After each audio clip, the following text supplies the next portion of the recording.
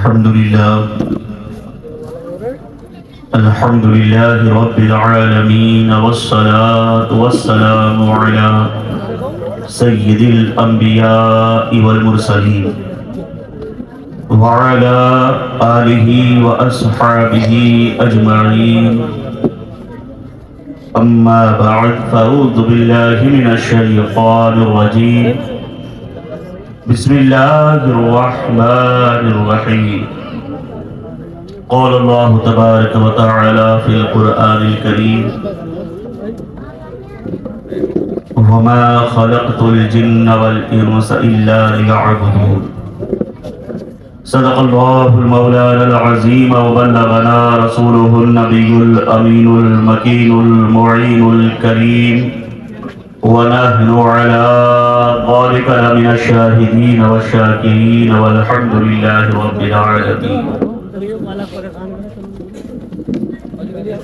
غوث اعظم بمنی بھی سروسامہ مددی قبلہ دین مددی کعبہ ایمان مددی بگردہ بے بلا افتاد کشتی ضعیفانو شکست درات پشتی بحق خواجہ عثمان ہارون مدد کن مدد کن مدد کن یا معین الدین چشتی ازبائے صدر الافاضل شیخ من جد من بدر منیر کیجئے امداد ہم سب کی غوث اعظم دستگیر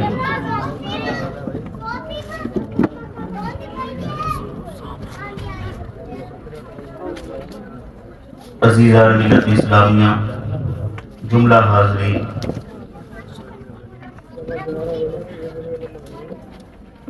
آئیے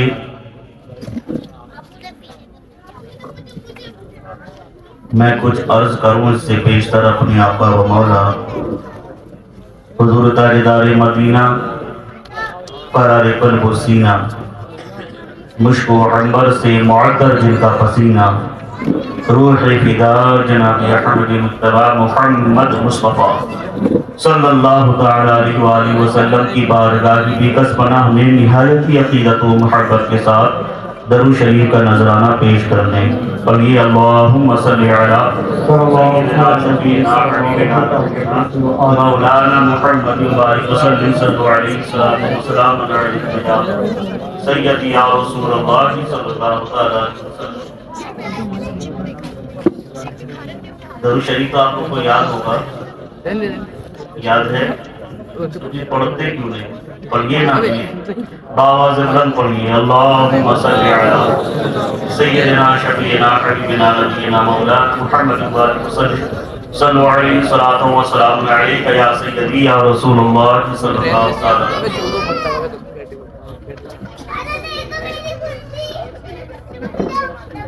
آپ کی بستی، آپ کے ادارے کا ہی جلسہ میری پہلی بار شرکت ہوئی ہے، مگر الحمدللہ آپ لوگوں کا جذبہ، آپ لوگوں کا حوصلہ دیکھ کر بڑی خوشی ہوئی۔ اللہ اس ادارے کو، آپ سب کو ہمیں سلامت رکھے۔ مدرسہ غلامان مصطفیٰ، غلامان محمد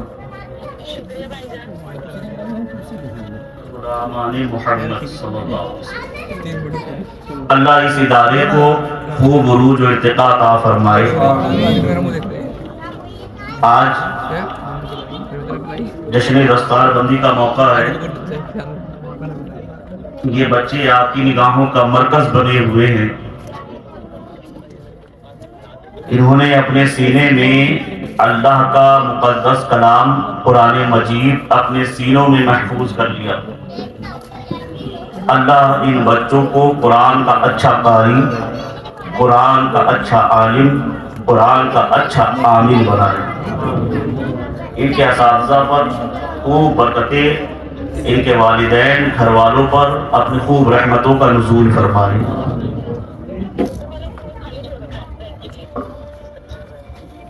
وقت کافی ہو چکا اور مجھ سے پیشتر آپ نے ماشاءاللہ بڑے اچھے لب و لہجے میں نعت رسول مقبول صلی اللہ علیہ وسلم اور دیگر کلام سماعت کیے، میرے بعد بھی آپ کو تقریر سننی ہے۔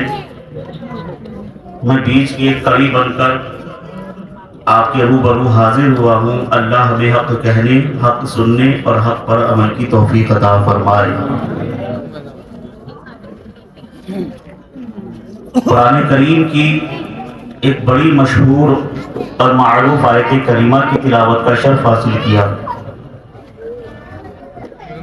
وَمَا خَلَقْتُ الْجِنَّ وَالْإِنسَ إِلَّا لِيَعْبُدُونِ۔ آپ لوگ اکثر اس حوالے سے اس آیت کریمہ کی تفسیر، ترجمہ اور اس پر تقریر سنتے رہتے ہوں گے، اور آیت پڑھنے سے شاید کسی کے ذہن میں یہ بات آئی ہو کہ آج حضرت کا خطاب نماز کی فضیلت پر ہوگا۔ وَمَا خَلَقْتُ الْجِنَّ وَالْإِنسَ إِلَّا لِيَعْبُدُونَ۔ ہم نے انسان اور جنات کو صرف اور صرف اپنی عبادت کے لیے پیدا فرمایا۔ رب تبارک و تعالیٰ فرماتا ہے ہم نے انسان کو اور جنات کو صرف اور صرف اپنی عبادت کے لیے پیدا فرمایا۔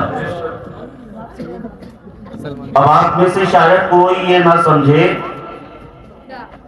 کہ حضرت آج صرف نماز کی فضیلت بیان کریں گے، یا عبادت کا لفظ ذہن میں آتی سب سے پہلے ہمارے ذہنوں میں جو نام آتا ہے، جو رکن آتا ہے وہ نماز ہے۔ یا کوئی یہ گمان نہ کرے کہ آج حضرت صرف حج کی فضیلت ہی بیان کریں گے۔ رمضان شریف آنے والے ہیں تو آج حضرت کا خطاب روزوں کی برکت، اس کی فضیلت، اس کی اہمیت پر ہوگا، کیونکہ ہمارے ذہنوں میں عبادت تو یہی ہے نا۔ ہم تو یہی تصور کرتے ہیں، یہی سوچتے ہیں کہ نماز پڑھنا عبادت ہے، روزہ رکھنا عبادت ہے، حج کرنا عبادت ہے، جن کے اوپر زکوٰۃ فرض ہے ان کا زکوٰۃ دینا عبادت ہے۔ ہم نے بس یہی تصور کر لیا۔ اے لوگو، آج ہماری ذہانت یہ ہے کہ ہم جس پیشے میں کام کر رہے ہیں، ہم یہ سوچتے ہیں کہ ہم تو اسی کام کے لیے بنے ہیں۔ کوئی کھیتی باڑی کر رہا ہے، کوئی بزنس کر رہا ہے، کوئی جاب کر رہا ہے، کوئی تجارت کر رہا ہے، کوئی اسٹڈی کر رہا ہے، وہ یہ تصور، یہ خیال، یہ وہم اس کی بنا اس کی ہے کہ ہم اسی فیلڈ کے لیے بنے ہیں۔ ایک بادشاہ سے پوچھو تو وہ یہی کہے گا کہ اللہ نے مجھے بادشاہت کے لیے پیدا کیا۔ حکمران سے پوچھو تو یہی ہوتا ہے کہ اللہ نے مجھے حکومت کے لیے پیدا کیا۔ ایک سیاستدان سے پوچھو کہ بھائی صاحب آپ کی تخلیق کس لیے ہوئی، تو سوچتا ہے کہ مجھے اللہ نے صرف کرسی کے لیے اور حکومت کے لیے، سیاست کے لیے پیدا کیا۔ مگر رب کا کلام فرماتا ہے ہم نے وَمَا خَلَقْتُ الْجِنَّ وَالْإِنسَ إِلَّا لِيَعْبُدُونَ، ہم نے جنات اور انسان کو صرف اور صرف اپنی عبادت کے لیے پیدا کیا، صرف اپنی عبادت کے لیے۔ اچھا، عبادت کے لیے پیدا کیا تو عبادت یہ ہے کہ ہم نماز پڑھیں، عبادت ہم صرف یہی سمجھتے ہیں کہ روزہ رکھیں، عبادت ہمارے نظریے میں، ہمارے خیال میں روزہ، نماز، حج، زکوٰۃ یہی ہے۔ اے لوگو، صرف نماز پڑھنا اور روزہ رکھنا، حج کرنا ہی عبادت نہیں۔ اگر آپ نماز کی پابندی کر رہے ہو، روزے کی پابندی کر رہے ہو، حج آپ نے کیا ہے، زکوٰۃ مالک نصاب ہونے کے بعد ادا کر رہے ہو، اور سوچتے ہو ہم نے مکمل عبادت کر لی، تو یہ آپ کا وہم ہے، آپ کی غلط فہمی ہے۔ بلکہ میں ایک لفظ اس موقع پر کہا کرتا ہوں کہ ہم نے یہ سوچ لیا ہے کہ دین تو صرف مسجدوں کے اندر ہے۔ ہماری فکر یہ ہے کہ دین تو صرف مدرسوں میں ہے، جہاں قال رسول اللہ صلی اللہ علیہ وآلہ وسلم کی صدائیں گونجتی ہیں، جہاں قرآن کی تلاوت ہوتی ہے، اس مسجد میں جہاں اللہ کا ذکر ہوتا ہے، تسبیح ہوتی ہے، تحلیل ہوتی ہے، حمد و ثنا ہوتی ہے۔ دین تو صرف وہیں پر ہے۔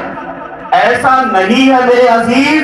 اس لیے میں کہا کرتا ہوں کہ دین صرف مسجد اور مدرسوں میں محدود نہیں ہے. مومن کا رب کی رضا کے لیے اٹھنے والا ہر قدم دین ہے اور عبادت ہے.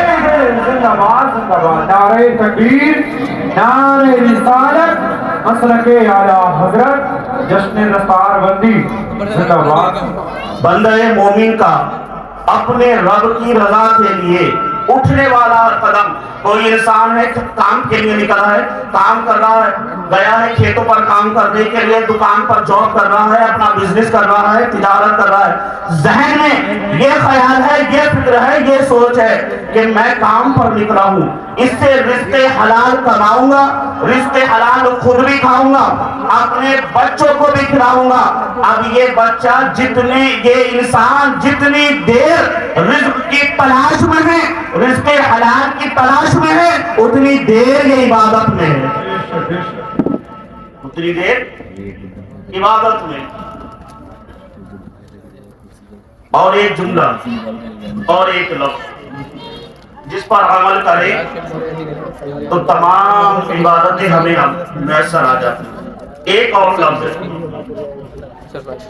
اس کا نام، اس کا ذکر کریں تو روزہ بھی ہمیں مل جاتا ہے، نماز بھی مل جاتی ہے، حج بھی مل جاتا ہے، ماں باپ کی فرما برداری بھی مل جاتی ہے، علوم دینیہ کا سیکھنا بھی مل جاتا ہے، پڑوسی کا حقوق بھی مل جاتے ہیں، میاں بیوی کی محبت بھی مل جاتی ہے، بھائی بہن سے پیار بھی مل جاتا ہے، اتفاق و اتحاد بھی مل جاتا ہے، قوم سے برائیوں کو دور کرنا بھی مل جاتا ہے، قوم میں اچھائیاں پھیلانا بھی مل جاتا ہے. ایک لفظ جس کو فالو کر لے تو تمام اچھائیاں اس کے اندر مل جاتی ہیں. سننا چاہیں گے آپ؟ ایک لفظ جس کو فالو کر لیں تو نماز بھی اس کے اندر سمٹ کر آ جائے، روزہ بھی اس کے اندر سمٹ کر آ جائے، حج بھی اس کے اندر سمٹ کر آ جائے، ماں باپ کی فرما برداری بھی اس کے اندر سمٹ کر آ جائے، علوم دینیہ کا سیکھنا بھی اس کے اندر سمٹ جائے، اور پڑوسیوں کے حقوق ادا کرنا بھی، ماں باپ کی فرما برداری بھی، میاں بیوی کی محبت بھی، اولاد کی تربیت بھی، دنیا کی تمام اچھائیاں، تمام برائیاں، ساری دنیا کا اول سے آخر تک خیر کثیر جس کے اندر سمٹ کر آ جائے اس کو فالو کرنا چاہتے ہو تو بختیار الدین ببانگ دہل اس نام کو تمہارے سامنے پیش کرتا ہے. وہ ہے آقا کریم کی سنت مبارکہ، سیرت طیبہ. تم سنتوں پہ عمل کر لو، نماز بھی سمٹ کر آ جائے گی، روزہ بھی سمٹ کر آ جائے گا، حج بھی سمٹ کر آ جائے گا، علوم کا سیکھنا بھی سمٹ کر آ جائے گا، اولاد کی تربیت بھی سمٹ کر آ جائے گی، بیوی بچوں کی پرورش بھی سمٹ کر آ جائے گی. دنیا کی تمام بھلائیاں، دنیا کا تمام خیر جس کے اندر زندہ ہوا ہے اس لفظ کو سنت مصطفیٰ کہا کرتے ہیں. زندہ باد. نعرہ تکبیر، نعرہ رسالت، مسلک اعلی حضرت، علماء اہل سنت. زندہ باد. وہ کیا ہے؟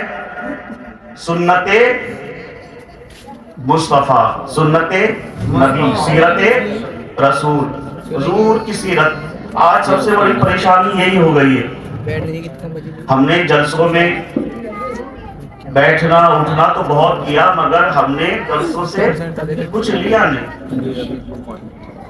ہم نے بہت سنا. آج ہمارا نوجوان نئے کلچر کو فالو کرنے کے پیچھے پڑا ہوا ہے.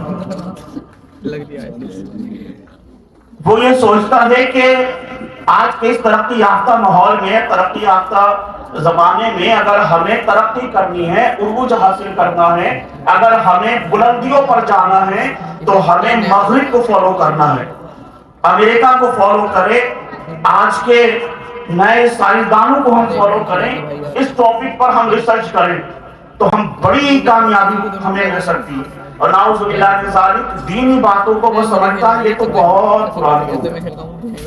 استغفر اللہ. نعوذ باللہ من ذالک کچھ تو ایسے بھی ہیں جو کہتے ہیں کہ یہ دخیل مصیبتیں. استغفر اللہ. آج ہمارا نوجوان فالو کس کو کر رہا ہے؟ کس کے پیچھے چل رہا ہے؟ مغرب کے پیچھے. اس کو فالو کر رہا ہے جو چاند پر پہنچ گیا. مگر مسلمانوں تم ان کے فالوور نہیں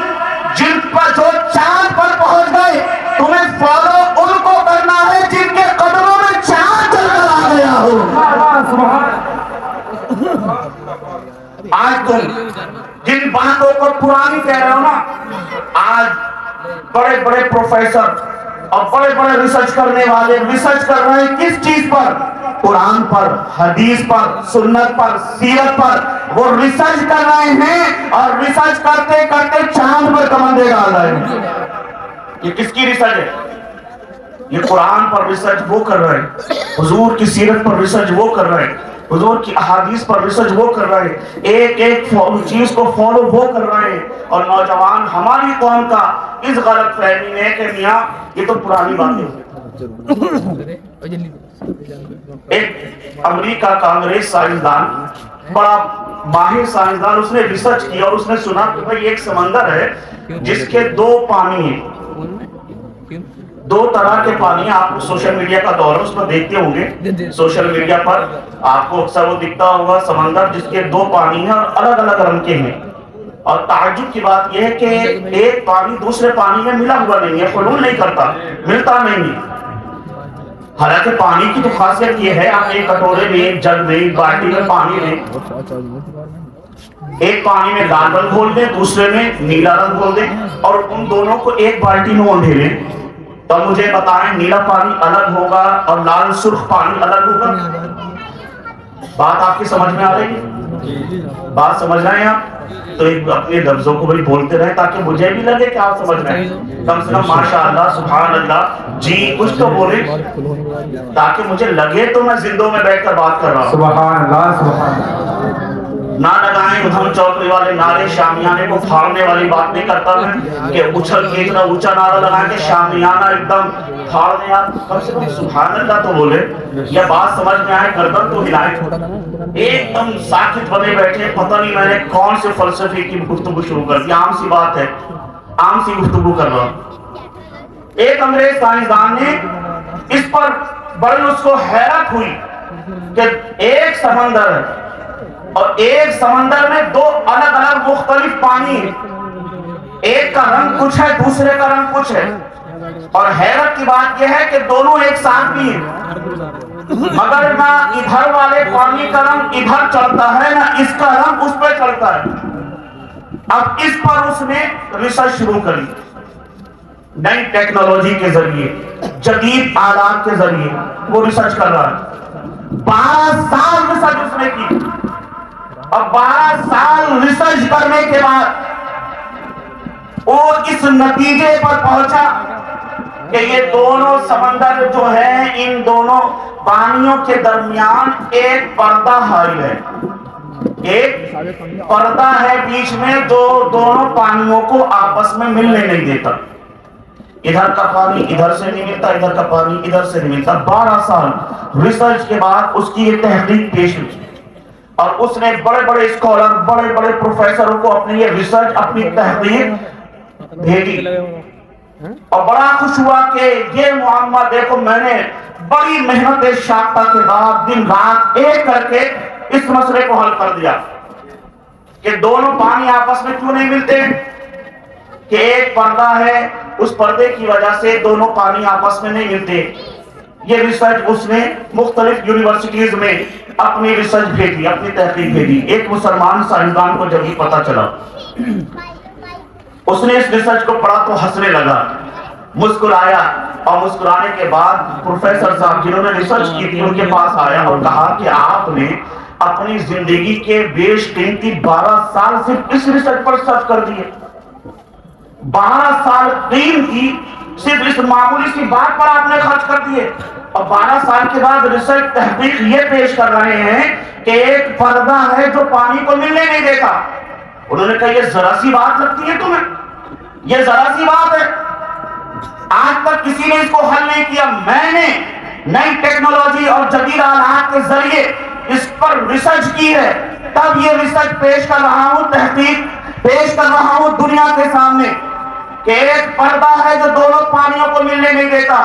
وہ مسلمان سائنسدان ہنسا اور مسکرا کر کہا آئیے میں آپ کو اپنا قرآن دکھاتا ہوں جس کو آپ آج نئی جدید ٹیکنالوجی کا حل بتا رہے ہیں، میں قرآن آپ کو بتاتا ہوں۔ قرآن پڑھیے، کھولیے، سورہ رحمان کی تلاوت کیجئے اور پڑھیے مرج البحرین یلتقیان بینہما برزخ لا یبغیان فبأی آلاء ربکما تکذبان۔ وہ رب جو دو پانیوں کو ایک چشمے کے ذریعے، ایک پردے کے ذریعے روکے ہوئے ہیں، اس کو اس سے ملنے نہیں دیتا، اس کو اس سے ملنے نہیں دیتا۔ فبأی آلاء ربکما تکذبان۔ تم اپنے رب کی کون کون سی نعمت کو زندہ باد۔ اس سائنسدان حیرت تک پڑھا کہ یہ بتاؤ یہ کتاب کس کی ہے، یہ کتاب کس نے لکھی، کس پر، اس کا لکھنے والا کون ہے؟ اس نے کہا اس کا لکھنے والا احکم الحاکمین ہے، رب العالمین ہے، ہمارے نبی محمد رسول اللہ صلی اللہ علیہ وسلم پر یہ کتاب نازل ہوئی ہے۔ اس نے کہا مجھے اپنے نبی کے بارے میں بتاؤ، اپنے رسول کے بارے میں کچھ بتاؤ، اپنے پیغمبر کے بارے میں کچھ بتاؤ۔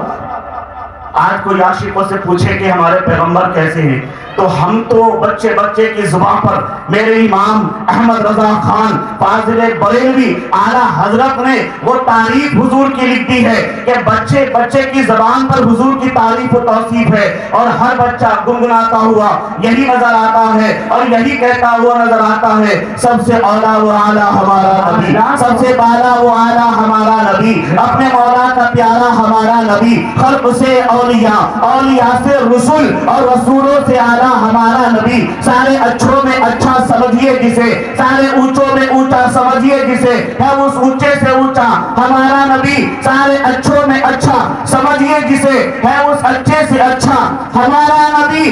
اور اس انگریز سے جب پوچھا تو وہ کہنے لگا یہ سیرت طیبہ ہے، پڑھو اس کو۔ جب اس نے پڑھا تو پڑھنے لگا اور کہنے لگا میں نے نبی محترم صلی اللہ علیہ وسلم کی سیرت طیبہ کا مطالعہ کیا اور میں نے پڑھا اور میں حیرت میں ہوں۔ میں سوچتا تھا اتنی گہری بات کہنے والا سمندر کے کنارے گیا ہوگا، اتنی بڑی بات کہنے والا سمندر کے قریب گیا ہوگا، سمندر پر کمندیں ڈالی ہوگی، وہاں پر کنارے پر بیٹھ کر تحقیق ریسرچ کی ہوگی، مگر جب تیرے نبی کے بارے میں پڑھا تو سوچنے لگا جو پوری زندگی کبھی سمندر کے کنارے نہیں گئے، کبھی سمندر پر قدم نہ ڈالی، سمندر کے قریب نہ گئے، دور ریگستان میں بیٹھ کر اتنی گہری بات کہہ رہے ہیں، میں مان گیا کہ یہ کوئی عام انسان نہیں کہہ سکتا ہے، یہ رب کا دودھ اور رب کا محبوب اور رب کا پیغمبر ہی کہہ سکتا ہے۔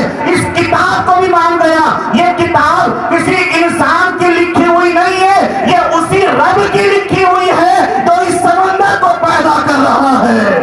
نعرہ تکبیر، نعرہ رسالت، مسلک اعلیٰ حضرت، عظمت مصطفیٰ، عظمت مصطفیٰ، نعرہ تکبیر، زندہ باد۔ تو یہ قرآن کا اعجاز ہے۔ آج ہم اس پر عمل ہی نہیں کرتے، ہم سوچتے ہی نہیں۔ ہمیں سرکار دو عالم صلی اللہ علیہ وسلم کے معجزات ہم سنتے رہتے ہیں، سننا بھی چاہیے، اور میرے آقا سر سے پاؤں تک سراپا معجزہ، سر سے پیر تک سراپا معجزہ، اٹھے تو معجزہ، پیے تو معجزہ، کھائیں تو معجزہ، زمین پر چلیں تو معجزہ، عرش پر جائیں تو معجزہ۔ لعاب دہن سرکار کا کتنا مبارک ہے۔ حضرت ابو درداء رضی اللہ تعالیٰ عنہ، آپ کی ایک جنگ میں آنکھ پر تیر لگا، آنکھ نکل کے ہاتھ پہ آ گئی، پہنچے سرکار کے پاس، یا رسول اللہ آپ کے غلام کی آنکھ ہاتھ پر رکھی ہوئی ہے، غلام آپ کا خدمت میں حاضر ہے، اللہ کے رسول میری آنکھ صحیح کر دیجیے۔ یا رسول اللہ میری آنکھ درست کر دیجیے۔ نہ حضرت ابو درداء نے یہ کہا، نہ حضور نے یہ کہا کہ ابو درداء تم میرے پاس کیوں آئے ہو، میں کوئی طبیب تھوڑی ہوں، میں کوئی ڈاکٹر تھوڑی ہوں، میں کوئی سرجن تھوڑی ہوں، میں آئی اسپیشلسٹ تھوڑی ہوں، جاؤ کسی ڈاکٹر کے پاس، کسی حکیم طبیب کے پاس جاؤ۔ حضرت ابو درداء نے یا رسول اللہ آپ حکیم ہیں، طبیب ہیں، ڈاکٹر ہیں، آپ سرجن ہیں، نہیں کچھ نہیں، بس آئے کہ یا رسول اللہ میری آنکھ ٹھیک کر دیجیے۔ اللہ کے رسول صلی اللہ علیہ وسلم نے کیا فرمایا؟ اللہ کے رسول فرماتے ہیں ابو درداء اس پر صبر کرو اور جنت کی بشارت لے جاؤ۔ سبحان اللہ سبحان اللہ۔ اللہ کے رسول کیا فرماتے ہیں؟ اس پر صبر کرو اور جنت کی بشارت لے جاؤ، جنت لے جاؤ۔ ہم کتنے خوش نصیب ہیں، دیکھو صحابہ سے محبت کرنے والے، اس صحابہ کو فالو کرنے والے لوگ ہیں۔ حضرت ابو درداء محبت میں مچل گئے اور کہا یا رسول اللہ میں نے جنت کا سوال نہیں کیا، میں تو اپنی پھوٹی ہوئی آنکھ لے کر آیا تھا، میں اپنی زخمی آنکھ لے کر آیا تھا، جنت کا ذکر تو میں نے کیا ہی نہیں۔ جنت کا ذکر آپ نے کیا ہے، میرے کہنے سے میری آنکھ ٹھیک کر دیں، اور جب آپ نے جنت کا ذکر کر دیا ہے تو اپنے کرم سے جنت عطا کر دیں۔ سبحان اللہ سبحان اللہ۔ میرے کہنے سے، میری خواہش سے، میری آرزو، میری تمنا سے محمد عربی صلی اللہ علیہ وسلم کا غلام ساری عمر کاڑا رہے، ایبیارہ رہے۔ یا رسول اللہ آپ کا غلام ہوں، آپ کا خادم ہوں، یا رسول اللہ جنت کا ذکر میں نے نہیں کیا، میرے کہنے سے آپ آنکھ درست کر دیں، اور جب آپ نے جنت کا ذکر کر ہی دیا ہے اپنے کرم سے جنت عطا کر دیں۔ سبحان اللہ سبحان اللہ۔ اللہ کے رسول سرور کائنات صلی اللہ علیہ وآلہ وسلم اپنا لعاب دہن لیتے ہیں، آنکھ پر لگاتے ہیں، آنکھ اپنی جگہ پر رکھتے ہیں اور آنکھ پہلے سے زیادہ روشن ہو جاتی ہے۔ سبحان اللہ سبحان اللہ۔ معجزہ ہے سرکار کا، کتنا بڑا معجزہ ہے۔ لعاب دہن لگائے پھوٹی آنکھ درست ہو جائے، لعاب دہن مولا کائنات کی آنکھ میں لگائے آنکھ کی تکلیف ختم ہو جائے، کسی کے پنڈلی پر لگا دے اس کی پنڈلی پہلے سے زیادہ اچھی اور تندرست ہو جائے، کھارے کنویں میں سرکار اپنا لعاب دہن ڈال دے تو کنویں کا پانی شہد سے زیادہ شیریں ہو جائے۔ یہ سب اعجاز مصطفیٰ ہے، یہ سب معجزات مصطفیٰ ہے، مگر سرکار کا معجزہ تو ہے، مگر تعلیم یہ ہے ما انزل اللہ داء الا انزل له الشفاء۔ اللہ اس وقت تک کوئی بیماری نازل نہیں کرتا جب تک اس کی دوا کا نزول نہ کر دے۔ سبحان اللہ سبحان اللہ۔ معجزات مصطفیٰ یہ ہے کہ تھوک مبارک سے، لعاب دہن سے آنکھ ٹھیک کر دیں، مگر تعلیم کیا ہے؟ ما انزل اللہ داء الا انزل له الشفاء۔ اللہ اس وقت تک کسی بیماری کو نازل نہیں کرتا، اس سے پہلے اس کی دوا، اس کے ساتھ اس کی دوا، اس کا علاج نازل کر دیتا ہے۔ یہ اپنے پیارے صحابہ کو تعلیم تھی کہ ہر بیماری سے پریشان نہ ہویا کرو، فکر مند نہ ہویا کرو، گھبرایا مت کرو، پریشان مت ہوا کرو، اللہ ہر بیماری کا علاج رکھتا ہے۔ تم ریسرچ کرو، تم تحقیق کرو، تم اس میں کھوج بین کرو، اللہ تمہیں کامیابی اور شفا عطا فرمائے گا۔ سبحان اللہ۔ یہ کس نے مزاج دیا؟ یہ صحابہ کو کس نے تعلیم دی؟ یہ سب میرے اور آپ کے نبی نے، میرے اور آپ کے آقا نے تعلیم دی صحابہ کو، اور اس پر وہ عمل کرتے رہے۔ صحابہ نے عمل کیا، تابعین نے عمل کیا، تبع تابعین نے عمل کیا، مگر آج ہم یہ سوچے ہیں کہ سارا علم تو مغرب میں سمٹا ہوا ہے، مغرب کے اندر ہمارے پاس کچھ نہیں۔ ایک نام میں آپ کو بتاتا ہوں، بہت بڑے بزرگ ہیں، جابر بن حیان۔ کیا نام ہے؟ میرے ساتھ تو دہرا ہی سکتے ہیں۔ اچھا آپ کو سمجھ میں آ رہا ہے کچھ بات کہی جائے، گفتگو کی جائے، یا ناز شریف اور آپ کا پروگرام اور آگے کا چلے؟ اگر کچھ سمجھ میں آ رہا ہے آپ کو، میری بات کچھ سمجھ میں آ رہی ہے تو گفتگو جاری رکھی جائے۔ جی سبحان اللہ۔ جابر بن حیان، کیا نام ہے؟ انگریز ان کو گیبر کہتے ہیں۔ کیا کہتے ہیں؟ اچھا، فادر آف کیمسٹری کہا جاتا ہے، father of chemistry. School colleges میں پڑھنے والے بچے بہت اچھے سے جانتے ہوں گے۔ جابر بن حیان فادر آف کیمسٹری انگریز کہتے ہیں، اور انگریز ان کی ریسرچ کو فالو کرتے ہیں۔ آپ تیزاب کو تو جانتے ہوں گے نا، گندھک کا تیزاب، شورے کا تیزاب، ایسڈ بھی کہا جاتا ہے۔ اس کو جو دنیا کو دینے والی ذات ہے وہ جابر بن حیان ہے، اور بڑے بڑے اسکالر، بڑے بڑے آپ نے ریسرچ پیش کی۔ جابر بن حیان، یہ کون ہے جابر بن حیان؟ جن کو انگریز گیبر کہہ رہے ہیں، فادر آف کیمسٹری کہہ رہے ہیں۔ جابر بن حیان کون ہے یہ جانتے ہیں آپ؟ یہ حضرت امام جعفر صادق رضی اللہ تعالیٰ عنہ کے خاص شاگرد رشید ہیں۔ سبحان اللہ سبحان اللہ۔ ابن سینا کا نام سنا ہوگا آپ نے۔ یہ ابن سینا کون ہے؟ سب سے پہلے جس نے میڈیکل پر جس نے سب سے پہلے ریسرچ کی اور دنیا کو بتایا کہ انسان کے جسم کے اندر اگر کوئی بیماری ہو جائے تو اس کو کاٹ کر درست کیا جا سکتا ہے۔ آپریشن کی ٹیکنیک جس نے دنیا کو بتائی، جس پر اہل مغرب کے بڑے بڑے ملک اپنے میڈیکل کالج میں 1700 عیسوی تک جس کی لکھی گئی کتاب کو فالو کرتے تھے، ریسرچ ہوتی تھی، میڈیکل پڑھائی جاتی تھی، وہ حضرت ابو علی سینا کی ریسرچ کے اوپر تحقیق کر کے۔ یہ ابو علی سینا آپ جانتے ہیں۔ اچھا انگریزی میں ایک آپ کو اور آسان کر دوں، انگریزی ادویات کو کیا کہا جاتا ہے؟ انگلش میں میڈیسن، یہی کہتے ہیں نا میڈیسن۔ انگریزی دواؤں کو کیا کہا؟ انگلش میں کہتے ہیں میڈیسن، یہی کہا جاتا ہے میڈیسن۔ یہ میڈیسن لفظ آیا کہاں سے؟ کبھی سوچا آپ نے؟ غور و فکر کیا؟ میڈیسن یہ مخفف ہے، شارٹ فارم۔ اس کا فل فارم کیا ہے؟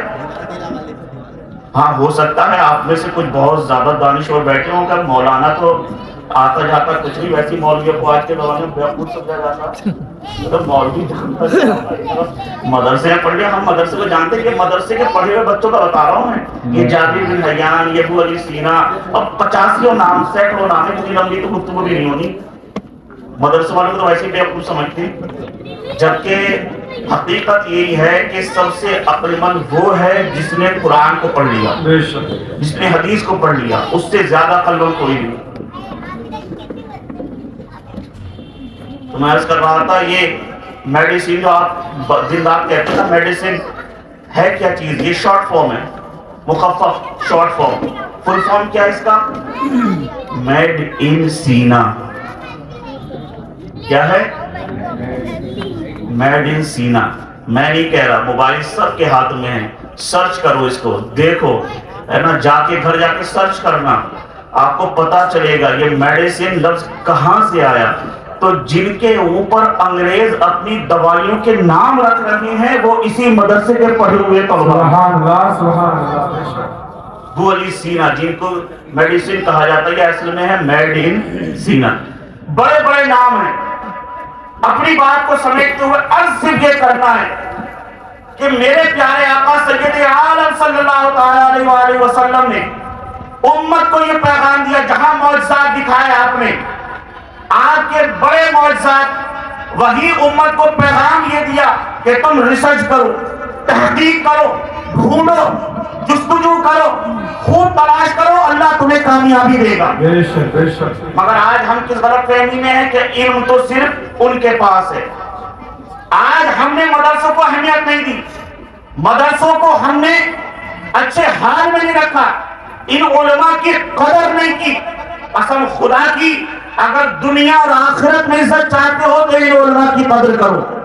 آج ہماری نظروں میں سچ بتانا عزت والا کون ہے؟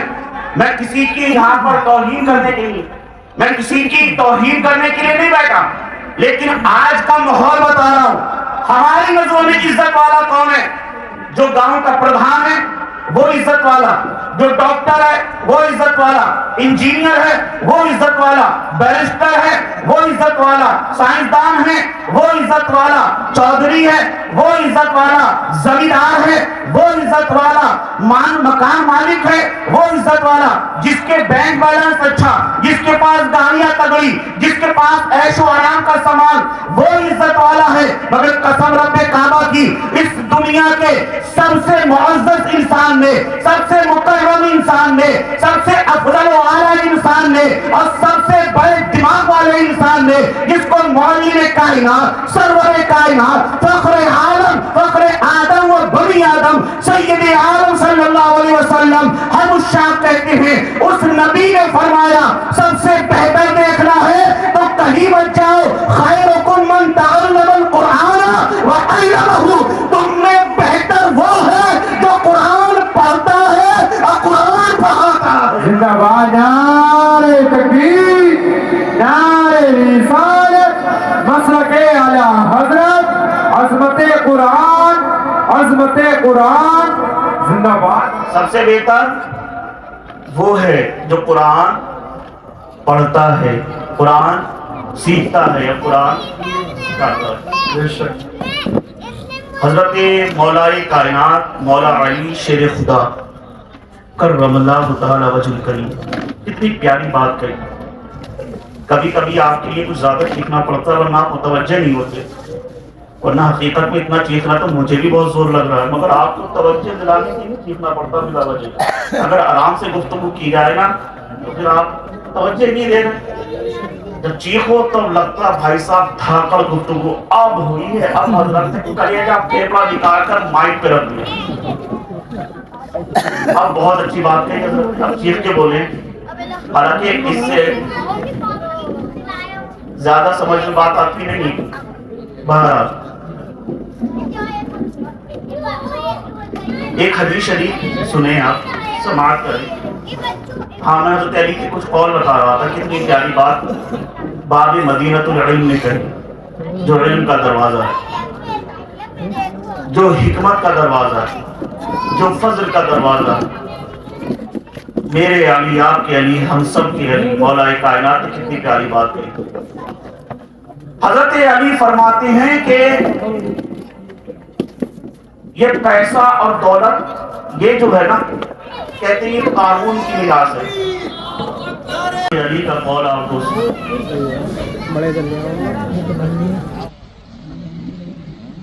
پیسہ یہ دنیا ہے، اور یہ پیسہ یہ دولت جو ہے کس کی وراثت ہے؟ قارون، شداد، نمرود، فرعون۔ اور علم کس کی میراث ہے؟ العلماء ورثۃ الانبیاء۔ علم حضرت آدم کی میراث ہے، حضرت نوح کی میراث ہے، حضرت ابراہیم کی میراث ہے، حضرت موسیٰ، حضرت عیسیٰ کی میراث ہے، اور سید عالم صلی اللہ علیہ وآلہ وسلم کی میراث ہے۔ دوسری چیز کہ دولت مال جتنا بانٹو گے اتنا کم ہوگا، مگر علم ایک ایسی چیز ہے اس کو جتنا بانٹو گے اتنا بڑھے گا۔ دولت کوئی اپنے ساتھ قبر میں لے کر نہیں جاتا۔ دیکھا ہے کسی کو کہ مر گیا ہو اور اپنے ساتھ اپنی دولت کو، اپنے پیسے کو، اپنی تجوری کو ساتھ میں لے کر گیا؟ نہیں، جو کچھ ہے یہیں رہ جانا، یہیں چھوڑ کے جانا۔ اب اس کا بٹوارا ہوگا، حصہ ہوگا۔ کوئی اپنی دولت اپنے ساتھ قبر میں لے کر نہیں جاتا، مگر علم اس کے ساتھ اس کی قبر میں جاتا ہے۔ اچھا، دولت کی حفاظت انسان کرتا ہے۔ کون کرتا ہے؟ جس کی دولت ہے وہ حفاظت کرے گا، جس کے پاس جتنی دولت وہ اس کی اتنی حفاظت کرے گا۔ کسی کے پاس 5,000 ہے تو ویسے ہی حفاظت کرتا ہے، 50,000 ہو تو اس سے زیادہ حفاظت کرتا ہے، 5 لاکھ ہو تو حفاظت اور تگڑی ہو جاتی ہے، 50 لاکھ 5 کروڑ ہو تو پھر تجوریوں میں لاکر میں لگتا ہے۔ تو جتنی دولت بڑھتی جائے گی اس کی ذمہ داری اور بڑھ جائے گی، ٹینشن اور بڑھ جائے گی۔ اب اس کی حفاظت کے لیے اور زیادہ انتظام کرے گا۔ یہ دولت مند کا حال ہے کہ دولت آ جائے تو دولت کی حفاظت کرے، مگر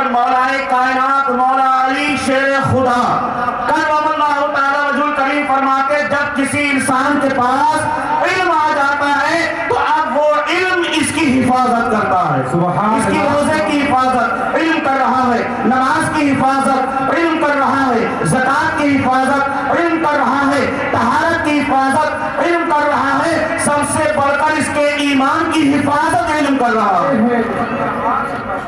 جب علم آ جاتا ہے، اسی لیے اللہ کے رسول سرور کائنات صلی اللہ علیہ وسلم نے ارشاد فرمایا فضل العالم کفضل علی ادناکم، کہ عالم کی فضیلت اس طرح ہے جیسے میری فضیلت تمہارے ادنا پر۔ بے شک۔ اور ایک جگہ ارشاد فرمایا اللہ کے رسول نے، حدیث شریف ہے کہ قیامت کے دن ان کو بھی لایا جائے گا جو اللہ کی راہ میں قتل کیے گئے، جنہوں نے اللہ کی راہ میں لڑتے لڑتے اپنی جانیں قربان کر دی، اپنا مال قربان کر دیا، ان کو بھی لایا جائے گا۔ یہ وہ ہے جو اللہ کی راہ میں فی سبیل اللہ، ان کی بات نہیں کر رہا جو دکھانے کے لیے لڑے، ان کا ٹھکانہ تو کہیں اور ہوگا، جو نام و نمود کے لیے لڑے ان کا حشر تو کہیں اور ہوگا، جو خالص رب کی رضا کے لیے اپنی جانیں قربان کر گئے، اپنے آپ کو رب کے سپرد کر دیا، قتل کر دیے گئے، مارے گئے، شہید ہو گئے، لایا جائے گا، ترازو قائم کیا جائے گا، ایک پلے پر ان کے خون کو رکھا جائے گا اور دوسرے پلے پر رب فرشتوں کو حکم دے گا جاؤ اور علماء کے قلم کی سیاہی کو لے کر آؤ۔ اب علماء کے قلم کی سیاہی دوسرے پلے پر، اللہ کے رسول فرماتے ہیں ایک پلے پر شہداء کا خون ہوگا اور دوسرے پلے پر علماء کے قلم کی سیاہی ہوگی، اور علماء کے قلم کی سیاہی کا وزن شہداء کے خون سے زیادہ ہوگا۔ شہداء کا خون ہلکا پڑ جائے گا، علماء کے قلم کی سیاہی، وجہ کیا ہے جانتے ہیں؟ حدیث مبارکہ ہے، مگر علماء فرماتے ہیں اس لیے کہ جب شہید موقع کارزار میں جاتا ہے، جب میدان جہاد میں جاتا ہے اور جب اللہ کی راہ میں قتل ہوتا ہے تو اپنے مرتبے کو بلند کرتا ہے، اپنے مقام کو بلند کرتا ہے، اپنے نفس کو بلند کرتا ہے اور رب کی رضا کے لیے بلندی مقام و مراتب پا جاتا ہے۔ مگر جب ایک عالم دین قلم اٹھاتا ہے صرف اپنے آپ کے لیے نہیں سوچتا، اپنی امت، اپنے رسول کی امت کی فکر کرتا ہے، اپنی قوم کی فکر کرتا ہے، اپنے معاشرے کی فکر کرتا ہے۔ اسی لیے حضور نے فرمایا شہید جنت کی جانب جائے گا تنے تنہا جائے گا، شہید سوئے جنت چلے گا تنے تنہا چلے گا، مگر جب ایک عالم دین جنت کی جانب جائے گا تب وہ تنہا نہیں جائے گا۔ رب پوچھے گا اے میرے پیارے، اے میرے پیارے،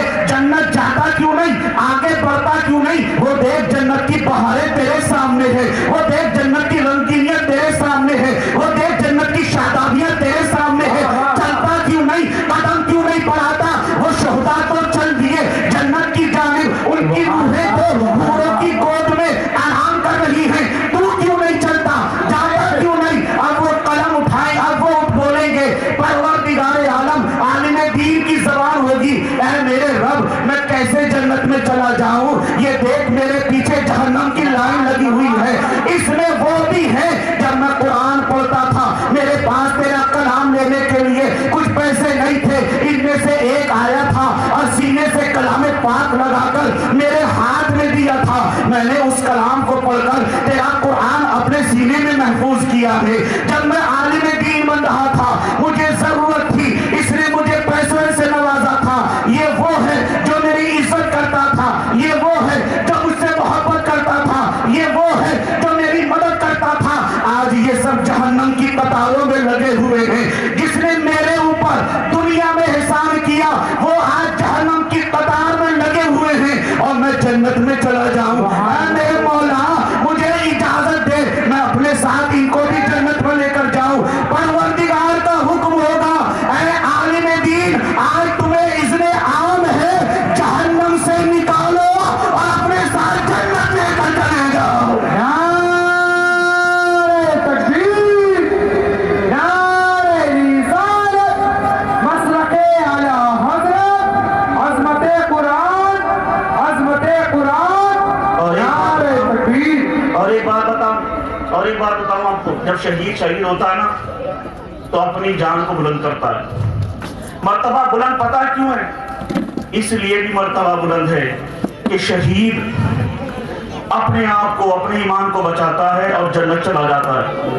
مگر ایک عالم دین کا جب قلم چلتا ہے، جب اس کا علم جوش مارتا ہے، تو امام بخاری جب قلم اٹھاتے ہیں تو بخاری شریف کا وجود ہوتا ہے. سرکار کی حدیثوں کو مرجع کرتے ہیں اور سرکار کی حدیثوں کو اکٹھا کر کے امت کے حوالے بخاری شریف بنا کے دیں گے.